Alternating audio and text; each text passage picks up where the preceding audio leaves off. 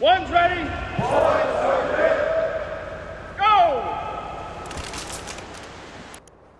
Hey everybody, welcome back to the One's Ready podcast. This is your daily drop for 10 April. Before we get into that though, head over to barbellapparel.com. Check out all their Havoc polos. They actually have some new running shorts that will be coming out. And they've done workout shorts before, but I just no kidding, I just got an email that came up, said they're working on a new running short. So that'll be good. But until that comes out, which should be here pretty soon, they've got Havoc polos, graphic tees, workout shorts, joggers, chinos, jeans, dress pants, dress shirts, everything you need to look fresh. If you're a quadzilla with a big old booty, like, this is for you.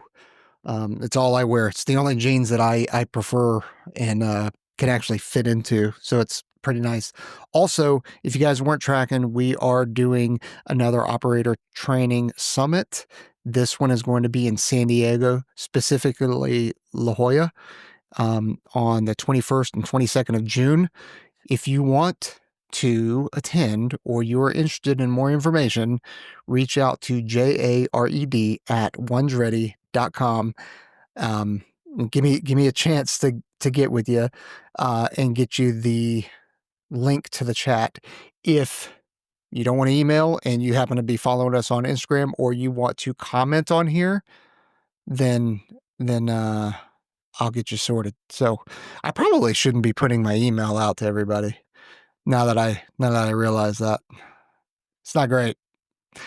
Anyway, yeah, so if you guys are new here, this is the news that is sent out by Air Force Public Affairs Office, and it is sent to the commanders and the chiefs every single day. And I am just I broke it down to give you a gist of each one of these, and then I'll give any inside details or my opinion on it, should I have one. All right, first, joint news, program cuts. The White House ordered the Defense Department to review major weapons programs, potentially canceling those over 15% above budget or delayed within 90 days. This shift from the usual 50% Nunn-McCurdy threshold targets programs like Sentinel ICBM, or the Intercontinental Ballistic Missiles, and Boeing's Air Force One contract.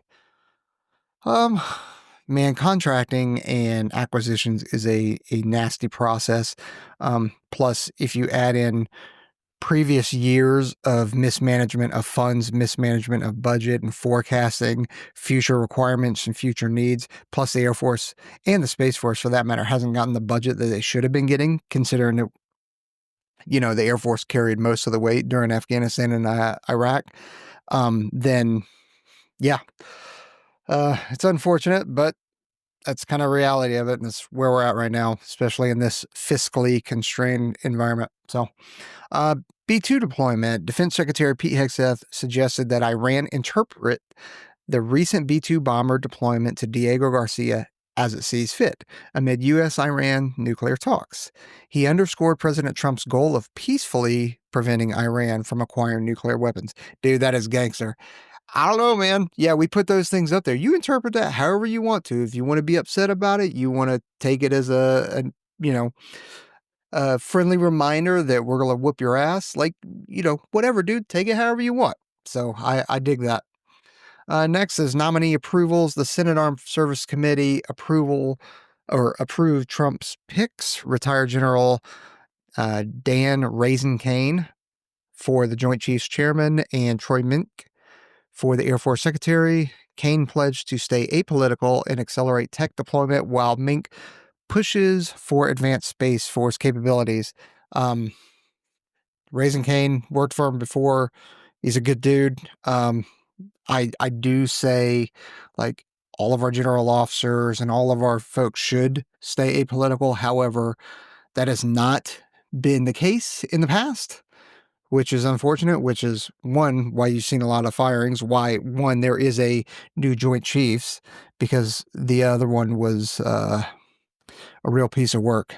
But yeah, so anyway, enough on that.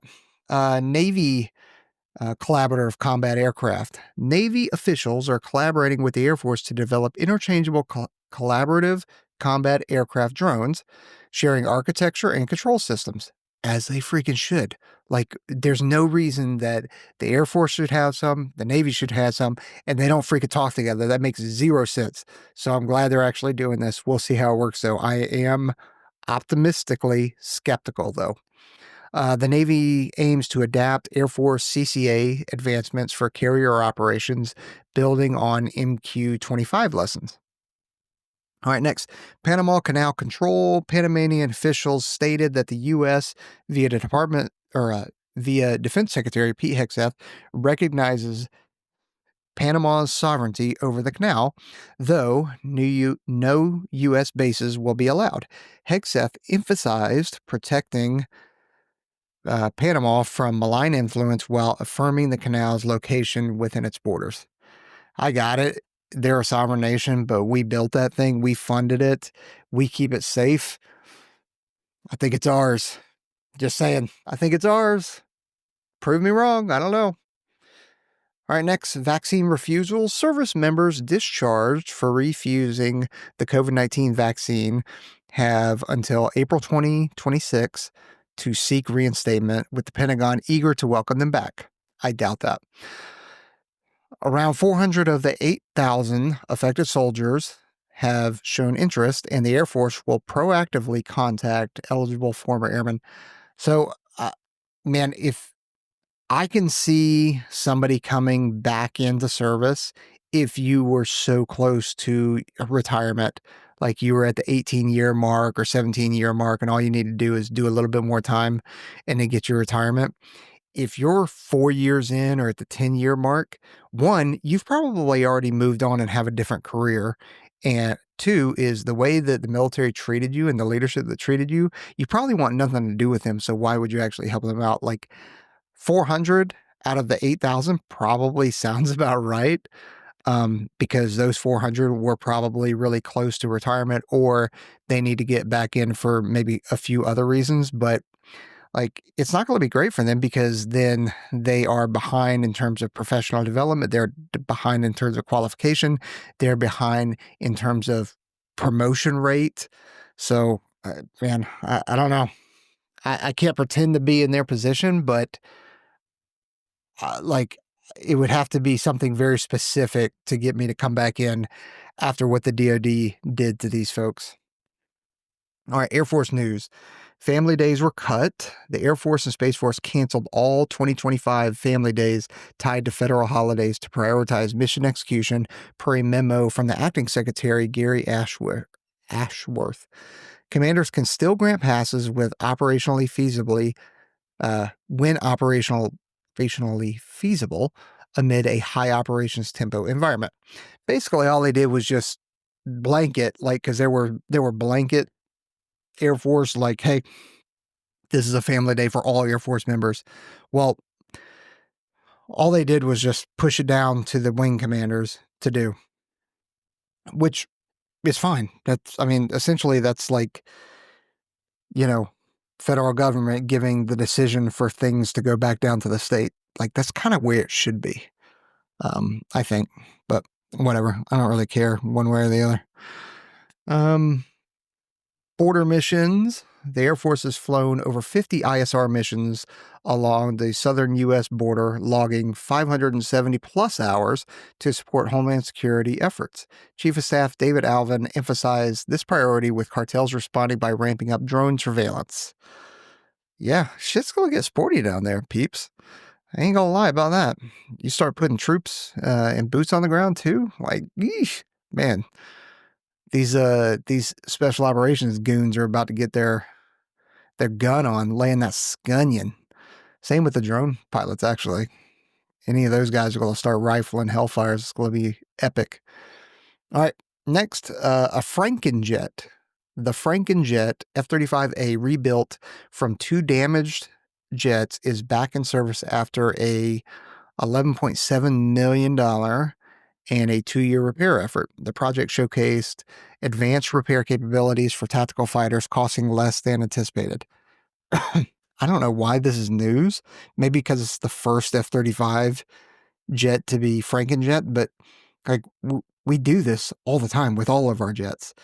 there's usually, like, if you had 10 jets on the ramp and one that is kind of a lemon that is always having problems, or it's just going to cost way too much to fix, dude, that then becomes the parts jet, and it is cannibalized to make all the other jets fly. Like, this is nothing new. Mar-a-Lago intercept. Air Force pilots used a headbutt maneuver to intercept a private plane violating Mar-a-Lago's no-fly zone. The 25th such incident this year. Damn, that's a lot. I mean, we're only in April. NORAD reported this as the 9th fighter interception, with violators facing potential fines or loss of license. Yikes. Man, I don't care who you are, whether it's, President Biden, whether it's George W. Bush or the Clintons or whatever. Like, we can't have private aircraft violating airspace and incursions into no-fly zones over these folks' house. As much as Hillary Clinton is evil and belongs in jail and all that kind of good stuff, setting the precedence for private planes to encroach on no-fly zones over their residents, like, that's no bueno. That can't happen. International strategy from the Space Force. This is all Space Force news. The Space Force is finalizing a strategy to boost international partnerships, enhancing interoperability and info sharing, per General Chance Saltzman. He stressed that cooperation with allies and commercial entities is vital given space's complexity and scale. I completely agree. Absolutely. Next, South American ties. General Chance Saltzman highlighted Space Force collaborations with South American nations to counter satellite jamming and track drug trafficking. Declassifying orbital threats could enable a global, unclassified war game with partners, he noted. Yeah, we got to collaborate, man. We got to integrate. Commercial shift. Space Systems Command is reviewing all acquisitions programs to explore commercial alternatives with no exceptions. While some unique systems will remain, the focus is on balancing risk and leveraging commercial solutions. Why would you contract some kind of government agency to build you something when there is already a commercial off-the-shelf solution available? Like, of course you're going to do that. Besides, the commercial off-the-shelf solution is probably, one, it's already ready to go. Two, it's cheaper. And three, it probably works better than that mil-spec that you're looking for, that everybody thinks is so great. Here's a shocker. Mil-spec or mil-standard means that it meets the bare minimum. Doesn't mean it's great. It just meets the bare minimum for the military. So if anybody's tagging their stuff on there and saying, hey, this is mil-spec, that doesn't necessarily mean it's good. It might be, but it doesn't necessarily mean it's good. All right. These are of interest category. Tax vote delay. House Speaker Mike Johnson postponed a vote on Trump's tax agenda due to GOP fiscal hawks opposition. Aiming for a resolution soon, the House bill proposes $1.5 trillion in cuts, contrasting sharply from the Senate's $4 billion reduction. Yeah, whatever, it's politics. I don't care. Let's see. Next, tariff concerns. Democrats warn that tariffs on Indo-Pacific allies like Australia could weaken military partnerships. Key to countering China, Republicans countered that tariffs drive fairer trade deals despite potential alliance strain. The tariffs are not going to strain our relationship with Australia or any of our other key partners. I mean, the way that they're not warmongering, but fear-mongering all these tariffs is ridiculous. Next, Space Command move. Representative Mike Rogers anticipates U.S. Space Command's relocation to Huntsville, Alabama will be announced in April following its 2021 selection as the preferred site. Contractors are poised to begin construction once the Air Force Secretary is confirmed. Oh, if you're in the market for some property for a rental house, go get you something in Huntsville, Alabama or the surrounding area, if there's any left, because I'm sure all of these general officers and people that are in on this are insider trading and picking up properties and land out there in Huntsville, Alabama. Man, they did this, and hey, I'm not lying here. That happened at Cannon Air Force Base in Clovis, New Mexico. Before AFSOC had announced that they were going to move out there, you had a whole bunch of people that were in the know, and these are general officers, chief master sergeants, people that knew that this move was going to happen. All of a sudden, they started buying up a whole bunch of houses and land to then rent to service members. So just saying, it does happen. The precedence has been set, and people are shitbags. All right, procurement risks. Defense experts at the Space Symposium caution that Pentagon bureaucracy is stalling U.S. space progress compared to China's rapid satellite and weapons development. Yeah, completely agree with that. We've got way too much bureaucracy and the fleecing of the government. Like, some of these companies charge us way too much. So yeah, I completely agree with that. Next, AI testing shift. The Pentagon's first AI chief, Lieutenant General John Shanahan, urged a faster, continuous AI testing process to keep pace with China rather than lengthy traditional evaluations. He warned that rushing untested systems risks failure against adaptive adversaries. However, and this is my opinion, I agree with that, but I get putting untested systems are a risk, while waiting for the 100% solution is also a risk. So we can't have, paralysis by analysis kind of thing. All right. That looks like that's all of it. So I appreciate you guys joining. Don't forget to like, subscribe, hit that notification bell, leave us a comment. And like I said, if you are interested in joining us in San Diego in June, let us know. Drop a comment. I'm not going to put out my email again, but drop a comment and I'll respond to you with an email, and we'll get you signed up for the chat. And that way, that's how you secure it. You're looking at $450 per person. You don't have to be, I was about to say there's not an age limit. There isn't an age limit. We've got a couple 16-year-olds signed up, but if you're under 18, you're going to have your parents sign for you. So yeah, let me know. All right, later.